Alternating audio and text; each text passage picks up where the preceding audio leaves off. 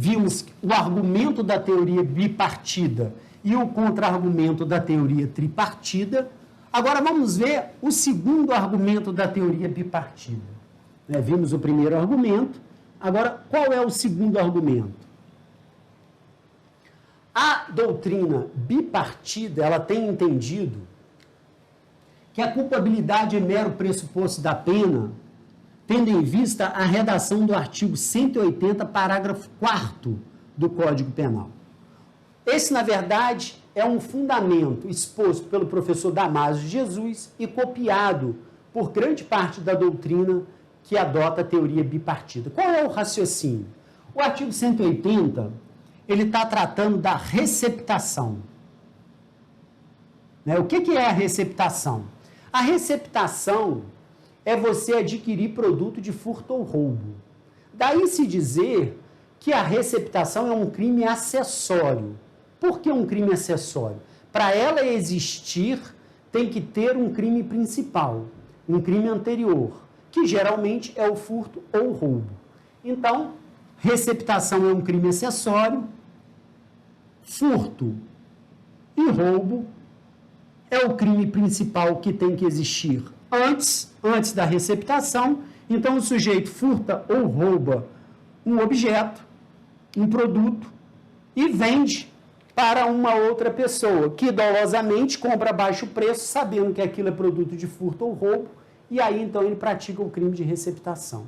O artigo 184 diz assim, diz que o sujeito que praticou, o agente que praticou receptação, ele será punido, ainda que o agente que praticou o crime principal, a receptação, ainda que o agente seja isento de pena.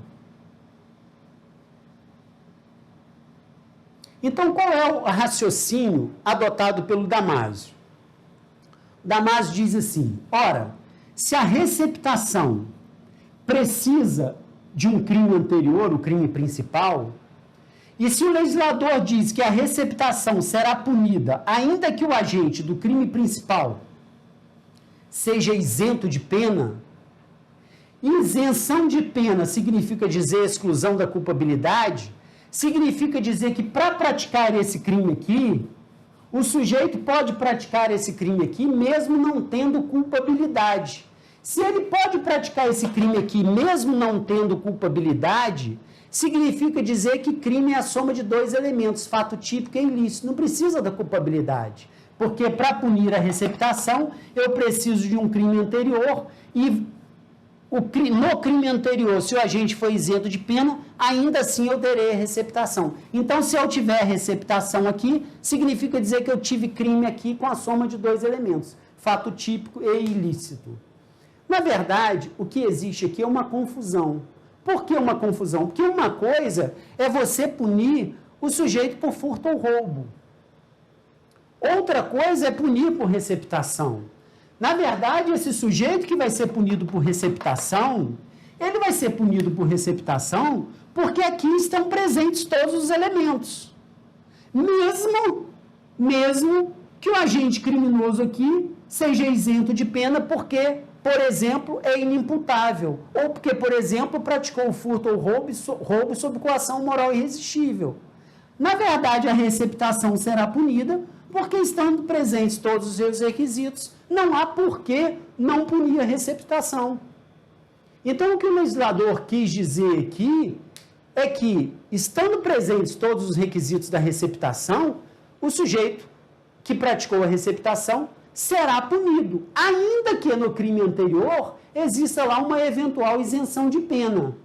Mas isso não significa concluir que no crime anterior ele existirá, mesmo se não houver culpabilidade. Essa conclusão do Damásio, na opinião da teoria tripartida, ela é equivocada, porque ele acaba misturando os assuntos. Então, a teoria tripartida diz que o artigo 180, parágrafo 4º, não autoriza a chegar a essa conclusão que o Damásio de Jesus chegou. Por quê? Porque são coisas diferentes. Pune-se a receptação, porque aqui estão presentes todos os elementos do crime de receptação. Ainda que, no crime de furto ou roubo, ainda que haja uma situação que leve o agente a ter a sua culpabilidade excluída, né? São coisas diferentes. Outro argumento que a teoria tripartida diz também é que o 180, parágrafo 4º, quando ele se refere à expressão crime, foi apenas para diferenciar crime de contravenção penal, para mostrar que para existir punição por receptação, tem que existir um crime anterior, não pode existir uma contravenção penal anterior. Por isso que o 180, parágrafo 4º do Código Penal fala a expressão crime, né, para diferenciar de contravenção penal. Vamos ler lá o artigo 180, parágrafo 4º do Código Penal. Olha aqui que diz o 180, parágrafo 4º do Código Penal. A receptação é punível, ainda que desconhecido ou isento de pena o autor do crime de que proveio a coisa, né? Ainda que desconhecido esse autor do crime ou isento de pena, esse agente aqui que praticou o crime principal. Mas essa conclusão do Damasio realmente não parece prosperar. E parece-me aí que a teoria tripartida está com a razão.